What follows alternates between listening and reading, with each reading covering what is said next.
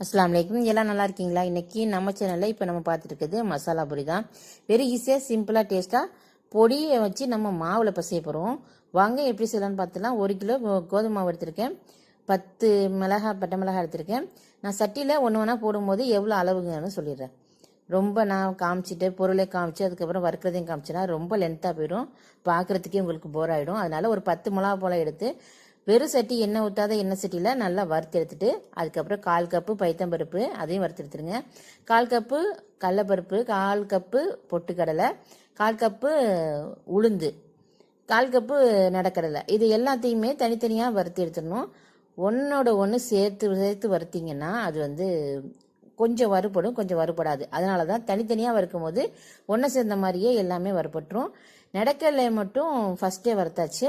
அப்புறம் முந்திரியை நான் சும்மா கொஞ்சம் லேசாக சூடு வந்தால் போதுங்கிறதுனால நான் உளுந்தில் போட்டு வறுத்து எடுத்துட்டேன். அதுக்கப்புறம் நம்ம 150 ரவை எடுத்திருக்கோம். அது ஏற்கனவே வறுத்த ரவா தான், இருந்தாலும் இன்னொரு தடவை வறுத்து தனியாக அதை வச்சுருங்க. அதுக்கப்புறம் நம்ம மாவு எடுத்துருக்கிறத எல்லாத்தையும் ஒரு பாத்திரத்தில் சளிச்சாச்சு. சளிச்சு எடுத்துகிட்டு தேவையான உப்பு போட்டு நல்லா கிளறி விட்டுருங்க. மாவை நல்லா கிளறிட்டு அதுலேயே நம்ம இப்போ ரவை எடுத்து வச்சுருக்கோம் இல்லையா, அதையும் கலந்துடணும். அதுக்கப்புறம் நம்ம வறுத்து வச்சிருந்த எல்லாத்தையும் பொடி பண்ணி கொண்டு வந்துடணும். பொடி பண்ணி அந்த பொடி எல்லாத்தையும் அதிலே சேர்த்து நல்லா கிளறி விட்டுருங்க.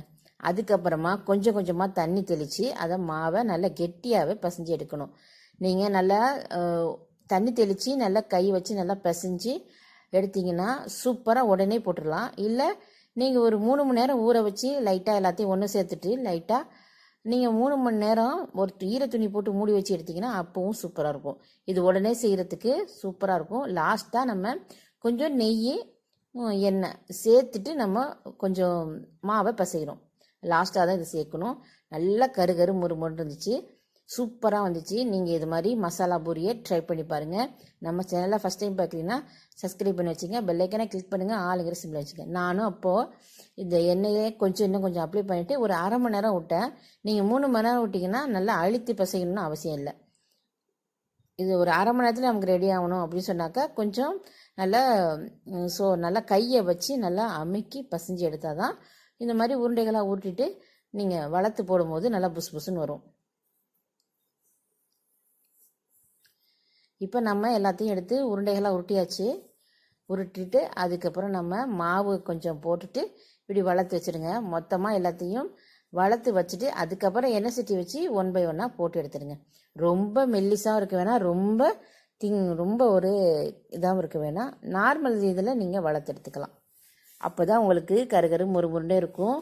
இந்த பூரி மசாலா பூரி நமக்கு சூப்பராக வந்துச்சுப்பா. எல்லா பூரியுமே நமக்கு நல்லா வரும். அதுக்கப்புறமா இந்த கரகரப்பு இல்லாமல் போயிடும். ஆனால் இது அப்படி இல்லை. நம்ம இவ்வளோ பொருள் சேர்க்கறதுனால நல்லா கருகரு முறுமுறுன்னு இருந்துச்சு. ரவையை நீங்கள் எந்த பூரியாக இருந்தாலும் சரி கொஞ்சமாக வறுத்துட்டு சேர்த்து பாருங்கள், சூப்பராக இருந்துச்சு, வேறு லெவலாக இருந்துச்சு. நம்ம சாதாரணமாக ரவை சேர்ப்போம், நல்லா வரும். ஆனால் அதை விட வறுத்து சேர்க்கும் போது இன்னும் சூப்பராக இருந்துச்சு. மாறாமல் அப்படியே கிடச்சிச்சு. நீங்களும் ட்ரை பண்ணி பார்த்துட்டு கமெண்ட் பண்ணி ஷேர் பண்ணி நம்ம சேனலை சப்ஸ்கிரைப் பண்ணி வச்சுங்க, பெல் ஐக்கனை கிளிக் பண்ணுங்கள். தேங்க்யூ ஃபார் வாட்சிங்.